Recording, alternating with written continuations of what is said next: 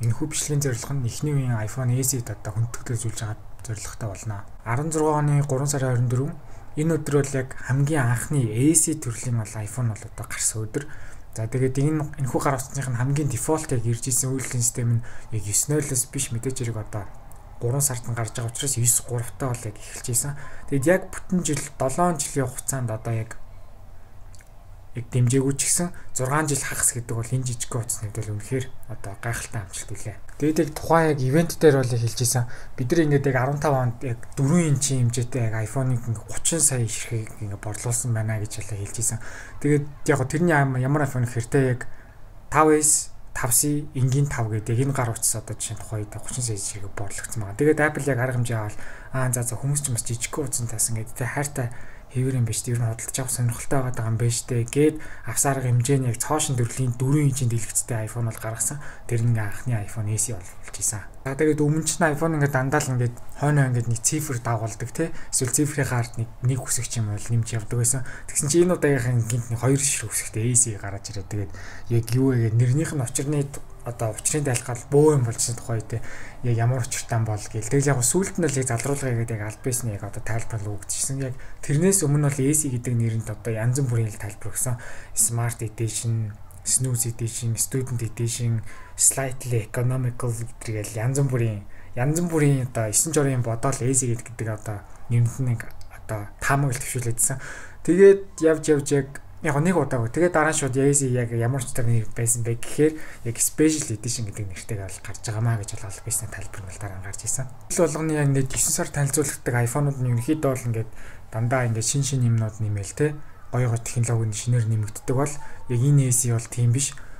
Яг юугаар онцлог байсан бэ гэхээр яг өмнө хэдийнэ танилцуулагдчихсан технологиудыг ашиглах бас давхар нэг өмнө нь ашигласан загвараа бас дахин ашиглах гэдэг бол онцлогтой байсан.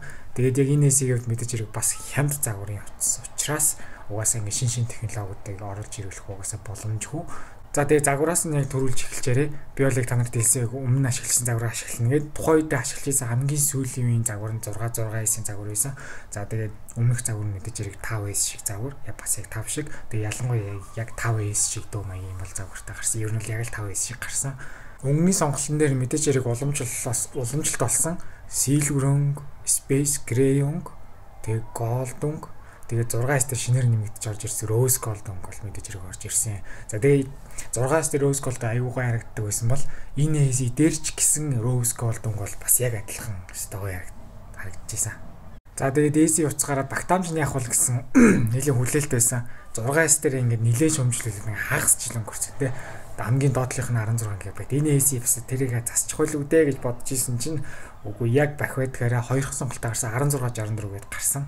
За тэгээд тэгж гарсан боловч жилийн дараа тэрийгээ Apple-ийн зүгээс засаад 3228 болгочлыг хэсгэж ийсэн. Яг 6S дээр ямар арга хэмжээг цуг авч ийсэн шиг SE бас яг 6S дээр цуг яг тийм арга хэмжээнд бол орж ийсэн. Шалтгаан нь iPhone 7-той холбоотой. Камерныхын хувьд бас хөөрхөн бас яг 6S-ийн шиг ерөнхийдөө адилхан болж чадсан.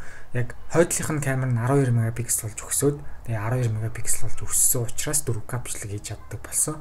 Тэгээд бас давхар яг юунууд орж ирсэн бэ гэхээр селфи дарангууд одоо дэлгэцэн яг астдаг технологи нь бол орж ирсэн. Бас live photo гэдэг зүйл маань бас SE дээр бол орж ирсэн. Батарейны хэмжээ бол 1624 мА. Тэгээд угаасаа жижигхэн гар утас учраас угаасаа л жижигхэн батарей багтан тийм учраас тэгээд 1624 мА хэмжээтэй бол гарч ирсэн. iPhone SE ингээд ерөнхийдөө бол яг хүчин чадлын үед ерөнхийдөө яг адилхан 6S-тэй яг адилхан чип нь A9. За тэгээд RAM нь ч гэсэн яг адилхан 2 GB болчихж байгаа. За тэгээд яг ерөнхийдөө яг адилхан яг хүчин чадалтай ч гэсэн одоо жишээ нь бүр ап тест одоо яг уцааг зэрэг хасааж үзэнгүүт жишээ нь 6S-ийг ойролцоогоор 1-2 секунд төрүүлж хасдаг байсан л да. Тэгээд яг зарим нэг зүйлс төр бүр 6S-ээс ч хурдан яг нэг мерсэр заах байнга ерөнхийдөө мерсэр тохиолдолд бол гардаг байсан.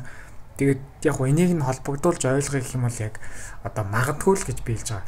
Одоо жишээ нь 6S-ийн дефолт сууж ирсэн хамгийн эхлэлийнх нь одоо үйлдвэрлэлийн систем нь 9.0 гэж эхэлсэн бол SE-ийн 9.3 нь одоо тухайн утасныхаа хамгийн одоо дефолт одоо үйлдвэрлэлийн систем гэсэн үг. Тийм болохоор ч юм уу те бас арай бас те 6S-аас залуухан A9 чип те дөнгөж эхлэлийнх нь үйлдвэрлэлийн систем 9.3 тэгээ 9.0 биш те дөнгөж ихний хөлбөр биш бүр 9.3 болцсон хөлбөрөнд сууж ирсэн болохоор бас магадгүй бас 6S-тэй харьцуулахад зарим нэг зүйлсээр 6S-ийг дийлж исэн байж магадгүй гэж би боддог.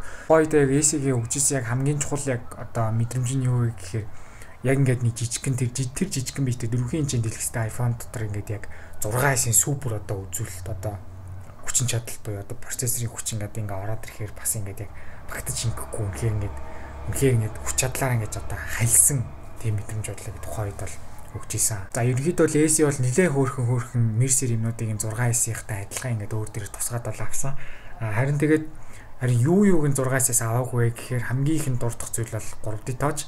Мэдээж хэрэг 3D touch одоо AC дээр байхгүй шалтгааныг бол мэдээж хэрэг хямдхан завар гарч байгаа учраас яг 6S-ийн тэр хурны даралт, дэлгэцний даралт мэдэрдэг тэр технологиг одоо AC дээр буулгах юм бол AC юу нь бол арай үнэтэй болох байсан гэж бол тайлбарлал явдаг. За тэгээд 3D touch байхгүй учраас угаасаа тэгэл ямар ч одоо haptic feedback өгөхгүй, ямар ч haptic engine одоо тухайн AC-ийн одоо биеийн дотор байхгүй гэсэн.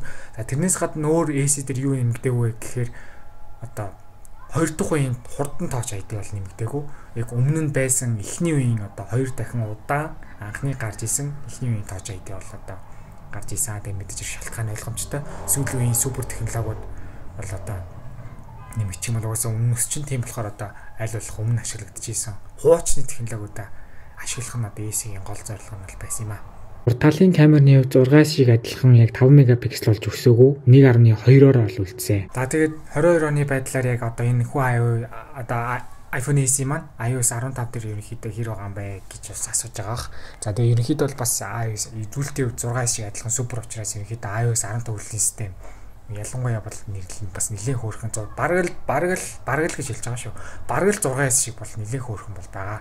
За тэгээд анхных нь танилцуулагдчихсэн өдөр нь бол яг хэлсэн те 16 оны 3 сард ингээд танилцуулагдчихсэн. За тэгээд тэрнээс хойш яг цоо шинээр ерөнхийдөө Apple-ийн сайтн дээр заргаа болсон хугацаа нь энэхүү ихний AC-ийн хувьд бол мэдээж 18 оны 9 сарын 12-ноор ингээд бол дуусчихсан.